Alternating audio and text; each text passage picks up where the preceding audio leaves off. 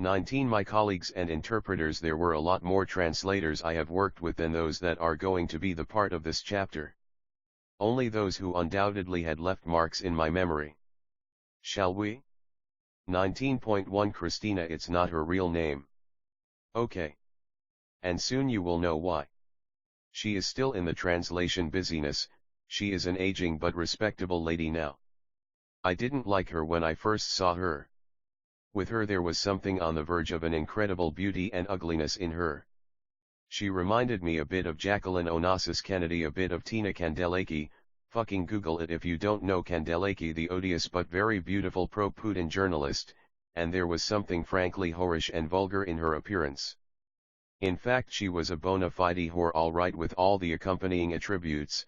She had been in a venereal clinic curing her syphilis she had contracted during her rampant youth sexual raids, and she was telling me about the manners in the clinic, like occasional gangbangs in there.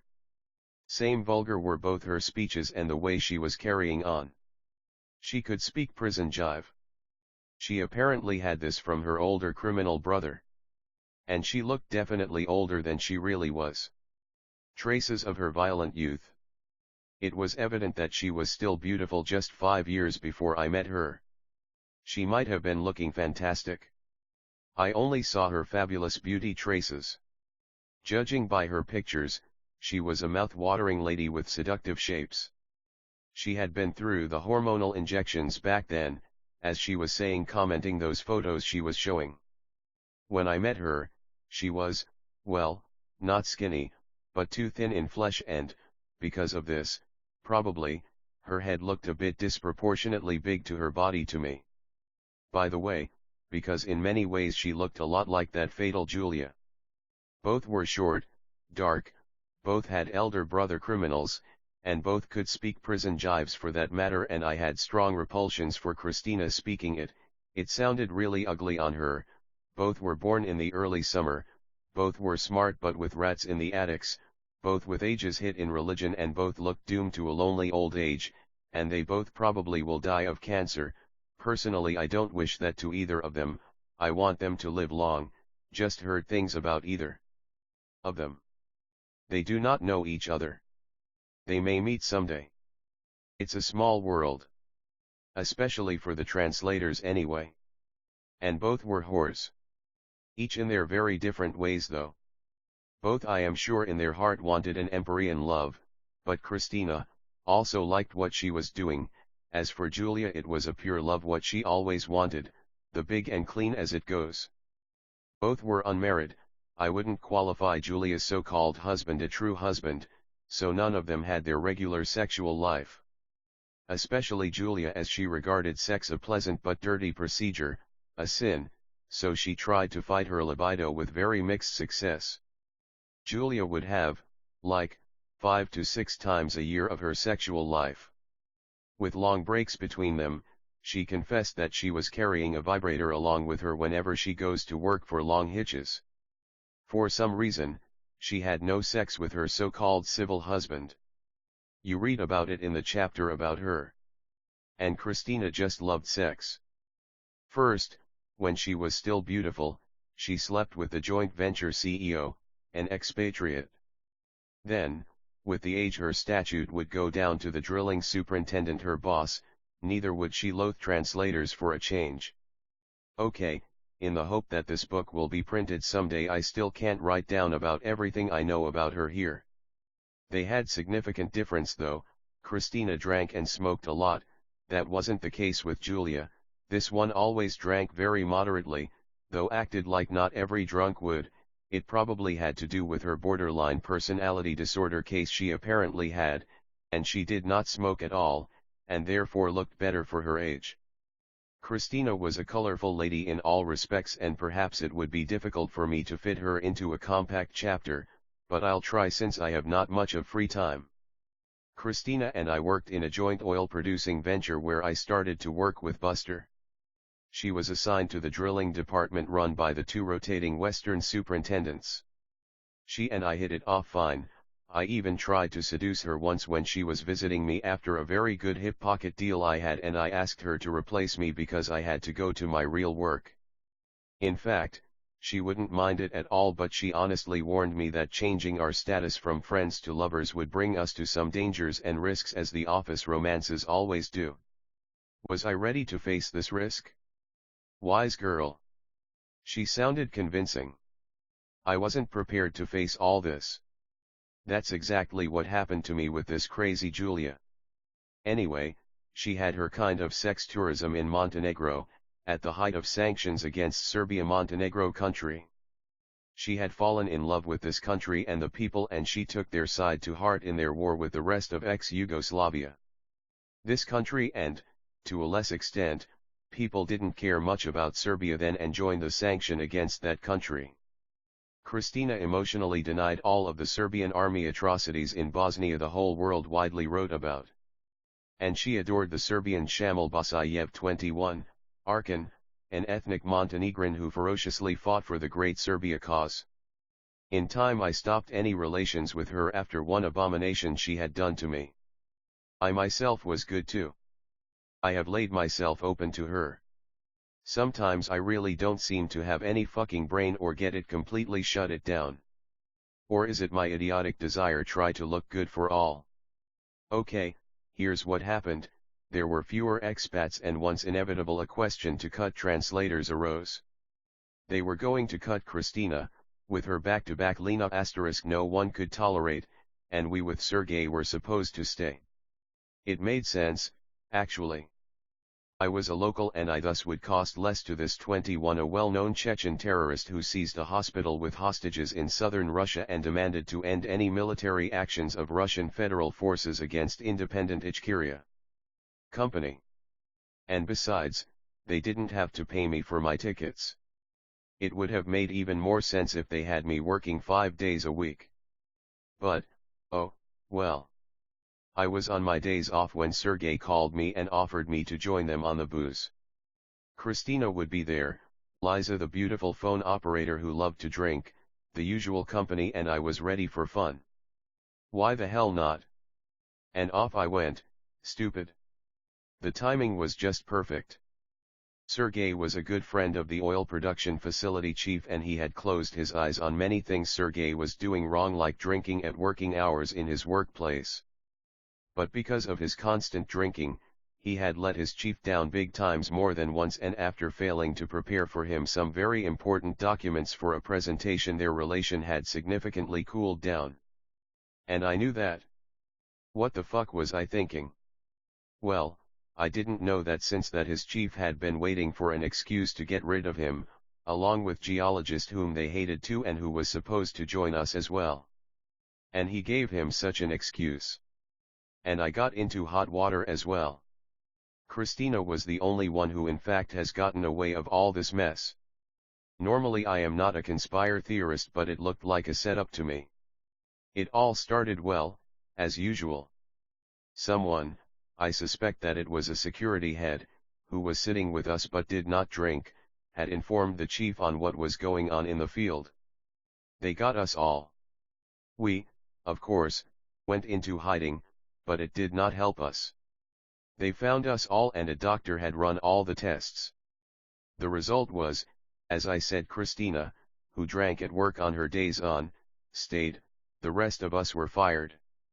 All kept telling me they couldn't fire me legally, I was on my days off. But I freaked out and applied to resign. Fuck them. I took a booster pump operator job. Because of the pay and my status loss, I fell into a depression, and on the New Year Eve, when I had a congratulation letter from that Christina, I went back with an angry letter to her like a mad dog on the loose, accusing her on setting things up against me. Later, however, I apologized for this letter, but we were no longer friends anyway. She now works in a famous joint enterprise with the Dutch Shell as a partner. Still keeps going to have some fun to Montenegro and Bosnia. She never had gotten married. I even heard that she had no boyfriends anymore. No one has seen her with one. She no longer drinks at work. Nobody is asking her to join any company anymore. The real sad fate of an ex-beauty. Since I remembered Lena, she worked in TNKBP then, translated for the board of directors, where she got herself fired, She was stupid to reprimand one of the directors for using foul language in presence of a lady. They listened in silence with their jaws dropped, and the very next day they thanked her for the good work and announced that they no longer needed her services. They do it quickly. 19.2 Sergei was an alcoholic. There are many talented and charming people among the alcoholics. Sergei was a born translator. We met on my first hitch last day when he came to replace me. Drunk as a skunk. My boss said that's the way he was coming every time. That's the way he was fighting his flight phobia. They said that he also was an ex-KGB agent. They used to recruit the translators. Like, he translated for prisoner interrogators in Afghanistan. He must have seen a lot to start drinking. I don't know how all this was consistent with the truth, but he drank really hard. As I have said, he was a good friend of the oil production chief and he was well fixed in an alcohol zero-tolerance policy environment. I made friends with Sergei. We even had some drinking at my house. But the drinkers are not very reliable. They tend to let people down. You know the story and what had happened to him and for what I had paid as well. However, he left the company in style. When he was told to write an application to resign, that what was he wrote, "I hereby request you to fire me for regular drinking and alcohol at work," which was a contract and labor regulations breach, and it has been repeatedly reported by our doctor. He had a conflict with her. The HR department personally in panic ran to him to have him rewrite this. He didn't give a shit. Sergei then worked somewhere offshore in Azerbaijan, and then I lost him. I even don't know if he's still alive. 19.3 The coordinator Natasha was the interpreter's coordinator in a company I was going for an interview. I was being through the yet another difficult period I had gotten myself into, being stupid to screw up my good job. It's in my chapter about Christina and Sergei. But I went to a university and, when I was going for my second examination period, all of a sudden, I was called for an interview. I was well received by Natasha. She took me downstairs to a cafe to have some coffee and cakes. I had no appetite. I was waiting for an interview and was a bit nervous. I had just been told that there were 4 more candidates for this position. Some of them had university degrees and that upset me. I never had any university education and, this time, I was not going to hide it. Before that, I was going around with my legend of unfinished linguistic education. Nevertheless, Natasha would let me know that my chances were still good. They had liked my resume. In about 2 weeks after the interview, they would call me and notify about their decision. That's the way it worked in that company. Well, I am not going to describe that interview assembly line details where the bosses, their deputies, and engineers were probing me through. Yes, I was prepared for that, but an interview is a very unpredictable thing. So far it was good. Damn, I was on a high horse. In the end, I was given at the drilling department translator's mercy. That was the worst. Interpreters hate competition and I felt that she had a good motivation to kill me and she was good at doing that. Well, but I was a wrong guy to pick on for. She gave me a few texts in English and Russian. I was to retell them on the fly to the opposite language each. It went well too. Without a hitch. I realized she was impressed too. She let me go. Now with some relief and pleasure, I was having some tea at the kitchen downstairs, when Natasha approached me with a look of surprise on her face and told me that they just had decided to hire me right there and then. Wow. That's how I met Natasha. While I was at the university going through my semester exams, it turned out that my fate still was unresolved. The management from Moscow did not like the fact that I had no formal linguistic education to be qualified for such a responsible position. My interviewers had their hard time to convince them that I was too good to let me go off the hook. I was way ahead of the rest. Natasha has turned out to be a wonderful person and a true friend. One of the few of those who had never betrayed me when I had a real hard time. Including that epic drama with Julia. She never has condemned her either. I was personally hurt by that. But that, probably, still qualified her rather a good person. She never took sides. And she had shown to everybody once what friendship really meant to her. The company fired not a very good translator. Big mistake. The company had underestimated the fact that this translator was a friend of hers. You probably all know from American movies, how employees are being fired in Western companies. No labor repayments, no advance notifications or other trade union craps like that. Boom. The moment you have been declared you're no longer needed, you, in front of securities, collect all your stuff and off you go. Natasha was determined to keep her friend in the company. Nobody believed she would succeed. Me neither, especially deep in my heart I thought that they fired her right, she was a lousy translator. So, her friend next morning showed up at work as if nothing had happened, and the HR guy, with the security backup, unceremoniously pushed her out. Fired, is fired. Period. What's fucking wrong with this Russian woman? Yeah, right. Natasha, you don't know. Her visits to bosses didn't work out well. They just couldn't get it what it was she wanted them to do. She had her friend's husband involved, an expat working in a nearby joint venture. To make a long story short, she had done something impossible.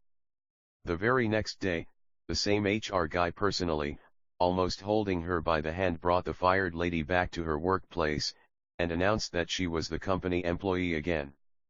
It was a major humiliation to him. Hasn't it been for Natasha, no way the fired translator's husband would have ever do something to get her wife back to her work. It just doesn't work this way in the West. Sure, we respected Natasha even more since then. Some coordinator. She spoke enthusiastically about my music or stories. She always treated me well. Maybe she liked me, I don't know. Natasha met my family. My wife and daughter always adored her. That was mutual. Natasha also comes from the nobility of ancient standing. Yes, I could see this in her longing to our heritage, education, to what we, the Russians, call culture. She'd regularly arrange our goings to the theaters and concertos that were touring in our area. There was something innate in her. Sure, it wasn't some compensatory and showy behavior like of, say, Julia's, but something very innate, internal to her.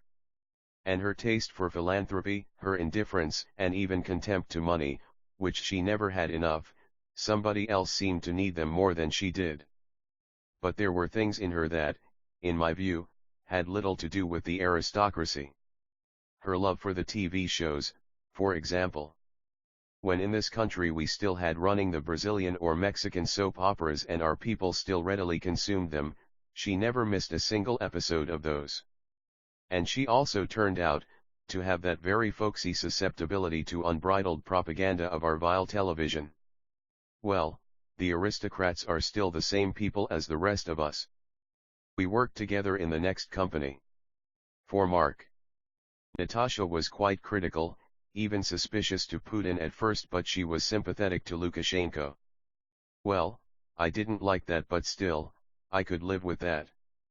But during the Georgian company, she strongly supported Putin, and that shocked me.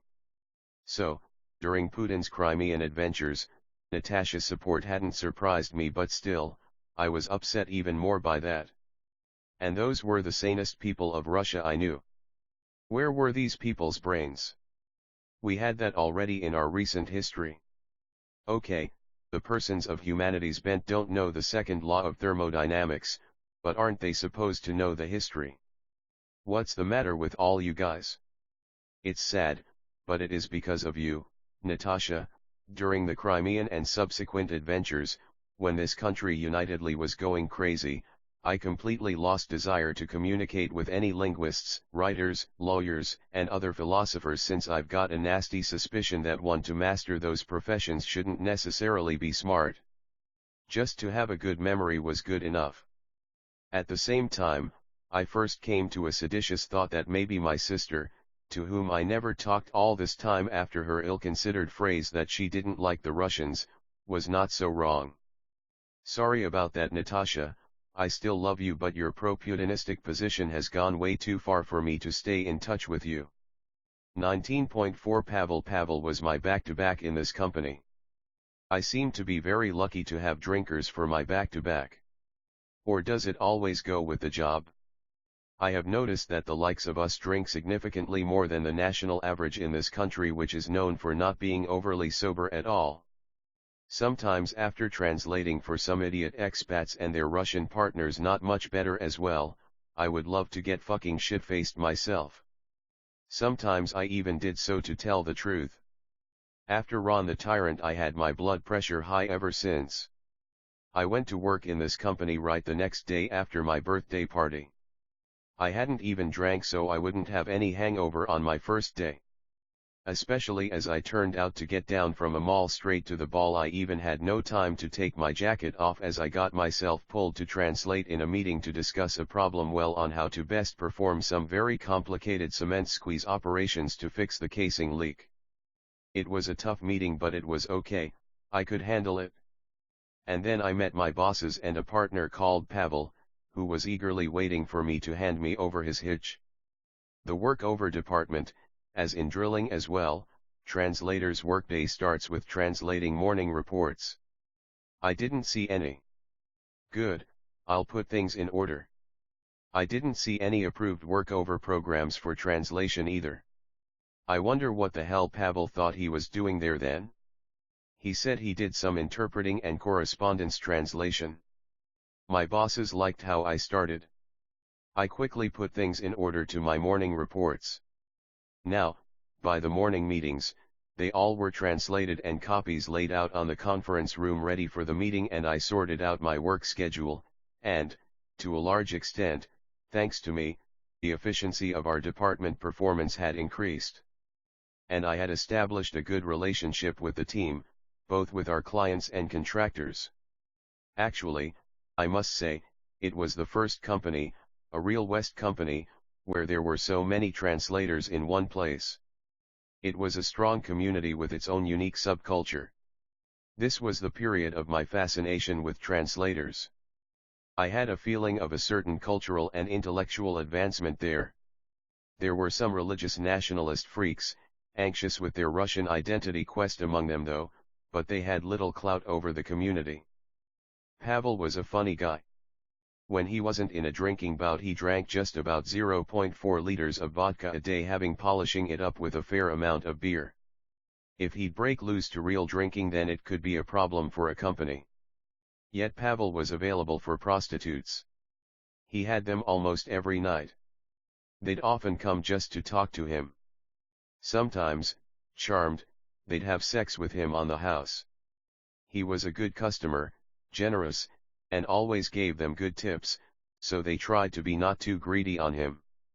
He actually had his personal dating website page, which he used on a grand scale.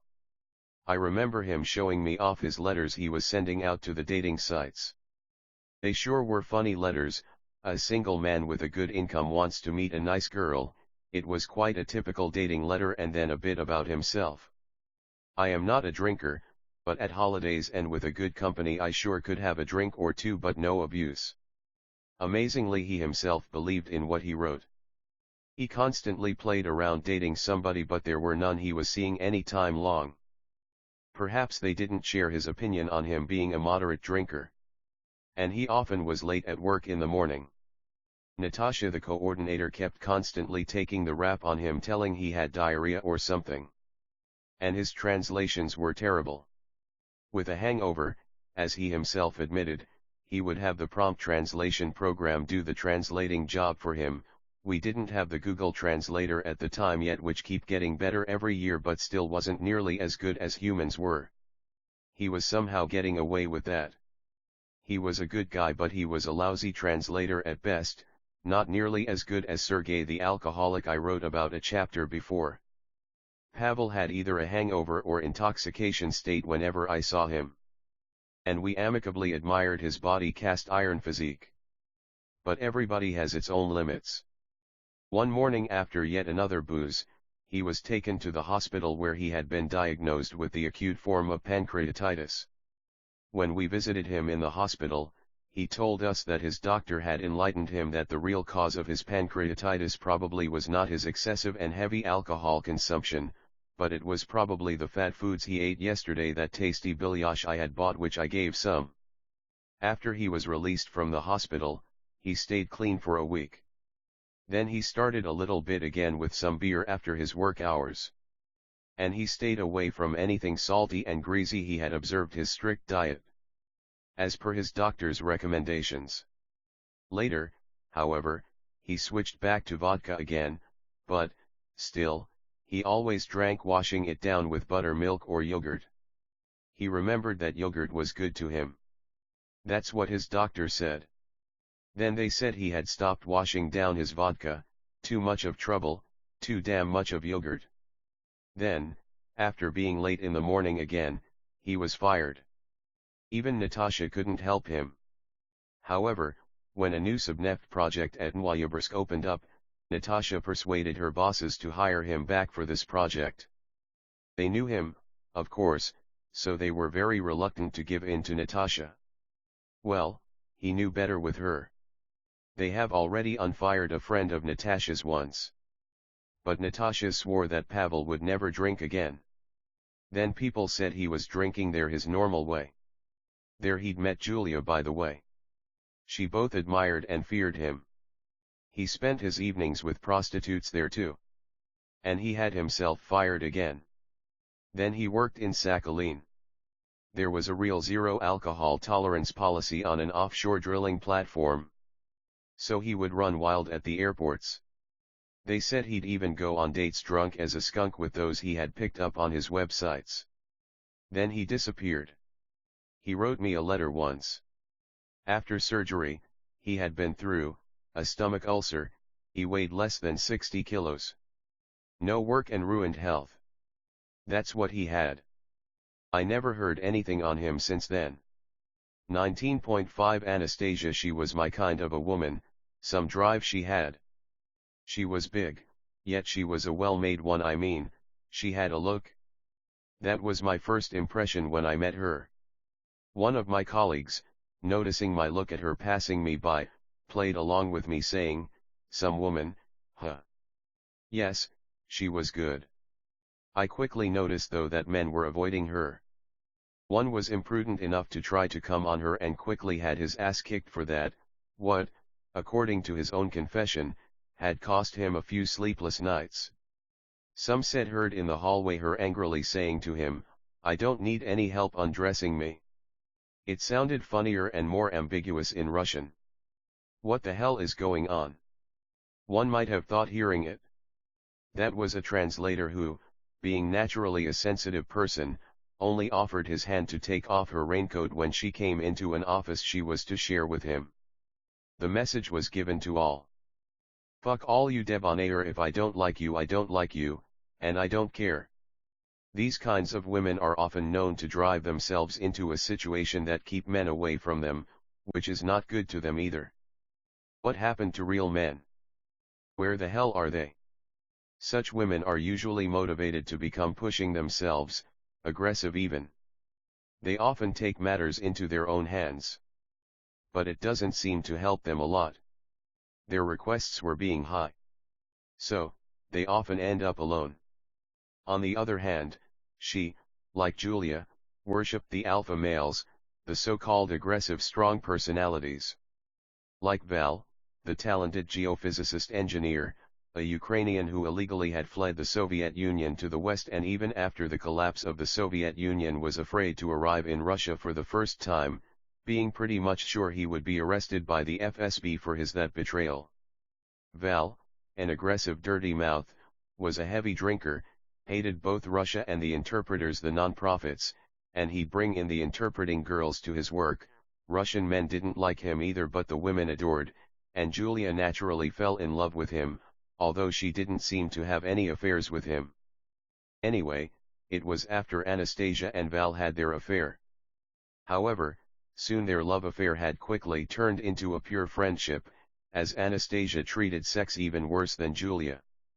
They both told me about the story he shared with them. One of Val's beautiful mistresses gave a call to his wife in Texas and said that she and Val loved each other very much, and Val's wife had cancer, but her treatment results were very encouraging, but after this phone call his wife began to suffer a sharp and irreversible retrogression. Val and I treated each other with mutual contempt. He didn't dare to be directly rude on me. Me neither.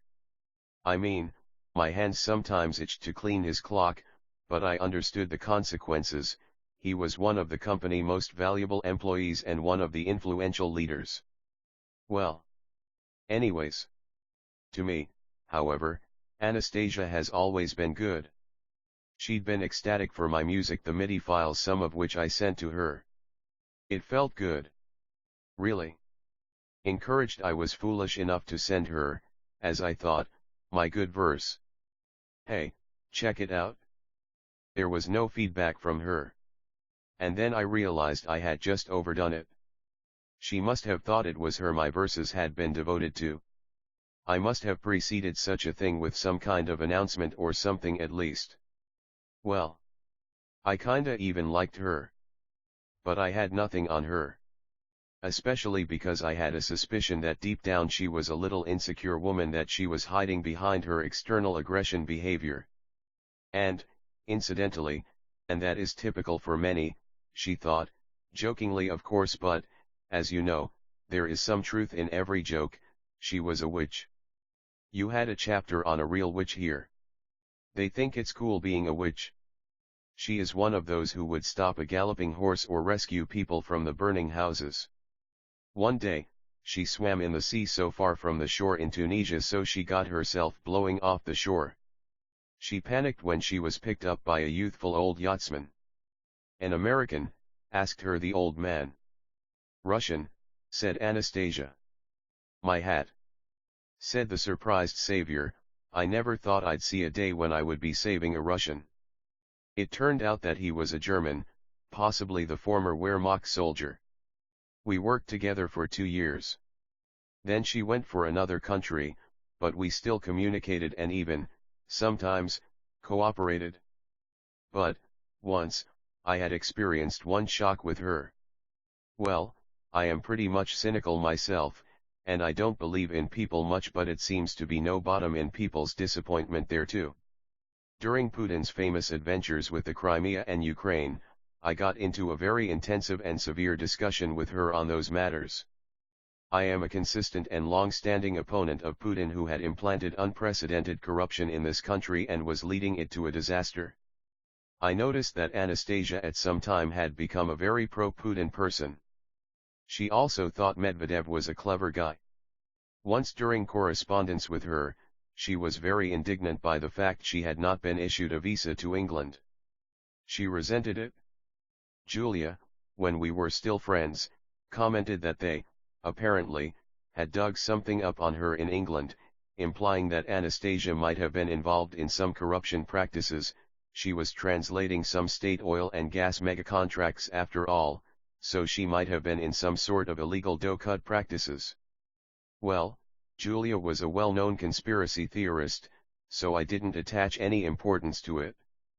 But now, in connection with the Crimean and Ukrainian epic, Anastasia and I got into a real clinch. Anastasia was eerily afraid of the possible war with Ukraine, but ardently and unconditionally supported everything regarding Crimea and Putin with his entourage of choicest villains. She was eerily afraid of Navalny too.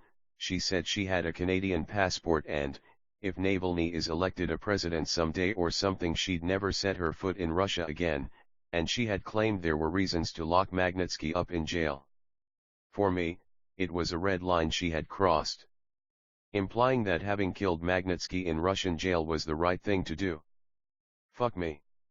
I had a feeling I was talking to Christina Patupchik or Fritz Morgan, those odious paid pro-Kremlin top-end bloggers. And right at that moment I remembered about her turned-down visa to London and about her claims to Canada. That was a time when I was seriously considering an idea of leaving Russia, and I even discussed this with her, on keeping tracks of all her cash transactions, and that she had some serious law violations, no freedom in the West at all. And then I remembered Julia. She was a fucking crazy woman but not stupid. She always been well versed in all of these behind-the-scenes games and struggles. Now I had all this in a different light vision. Oh my god. What is it happening with people? Anastasia apparently wasn't just a committed Russist, but she must be defending her corporation, the country of crooks and thieves party. And who knows? Maybe she was a recruited FSB agent. I said I had a feeling that she worked on the same KGB FSB training manual Kristina Podobchik did. They always recruited good translators in the USSR. Read the chapter about Sergei on that. Well, with apologies, I shared with some of my friends my suspicions about her. Maybe I was going fucking mad, but she no longer seemed to me just a sympathetic Putin lover. She might have been involved in some corruption schemes or something. She was translating a lot of state oil and gas megaprojects contracts. Well, if she had cussed me out in return, then it would mean things were not all that bad to me. But her response was surprisingly calm. And no denials at all. Again. When someone claims that it was right to put Magnitsky in jail, it's crossing a red line to me. I don't believe in normal people disinterestedness of such statements. There must be something almost personal to her. She was obviously taking sides. What else blew my mind was that this Putin's regime managed to combine this mega theft with earning the political capital as well.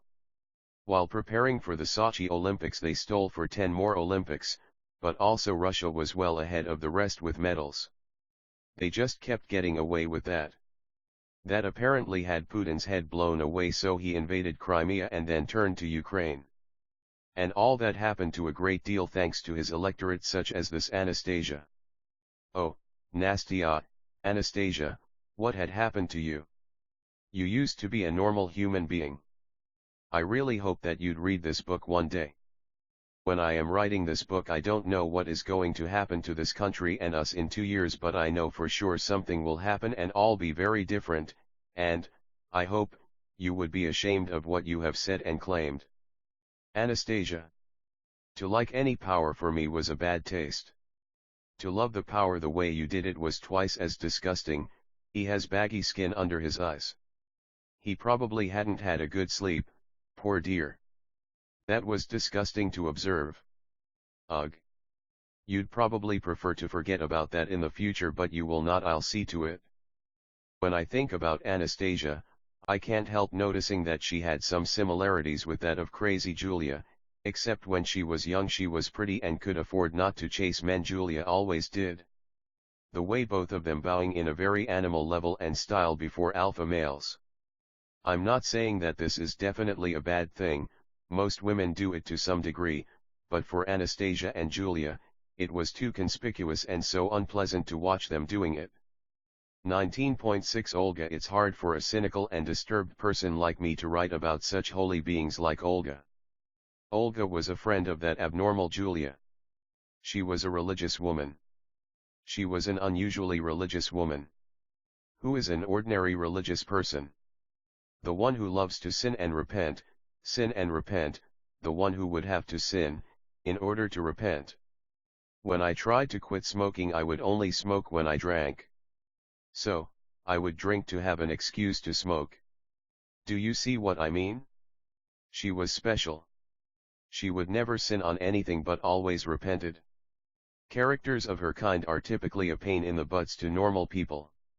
They are very hard to deal with. Not her. She wasn't that hard a person to deal with. I was getting along fine with her. I heard a bit about her before I met her. Julia was telling me about a friend of hers whose unsatisfied libido had transformed her into an increased religiosity, her quote. Except that Olga, unlike Julia, had a model look. She looked like Julia Roberts or something to me. But she didn't care. She had some absolutely different priorities and values in her life. Well, I had a kinda mixed feeling about her strict religiosity.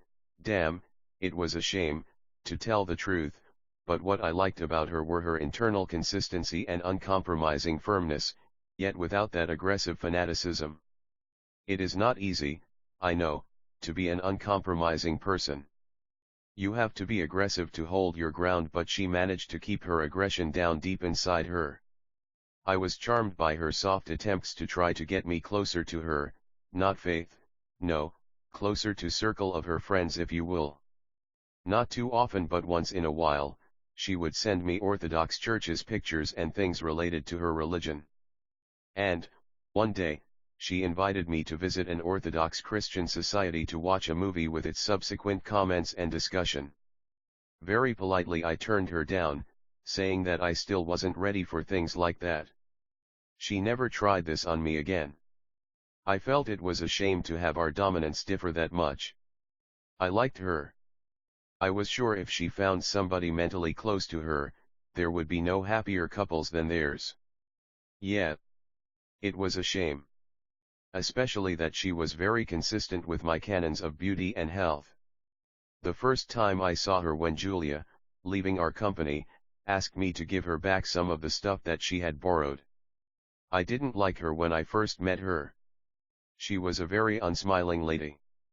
Soon after that, along with other two young and good-looking translators, she started to work in our company. At the time I switched my translator career to engineering, I still was reporting to Mark. Anyway, we got along fine. I even had some urge to invite her to a cafe or restaurant, but very soon, I decided to put things off. Something was telling me that it wasn't a good idea. I quickly saw that she, despite being a friend of Julia's, was something very different to her. And yes, most of what Julia was saying about her was confirmed. She was religious, all right. Earnest, but without that fanatical drive kick. She loved art but was abhorrent to the ambiguous ones. But, to me, any real art is ambiguous. Therefore, she categorically dismissed Dostoevsky. I wrote that I never liked Dostoevsky myself, but for another reason. I never thought he was a great writer, or he could be the one in his time, but he is surely outdated now. Salinger, in Catcher in the Rye, and Tolstoy. The girl had some sense of humor. She was responsive to jokes.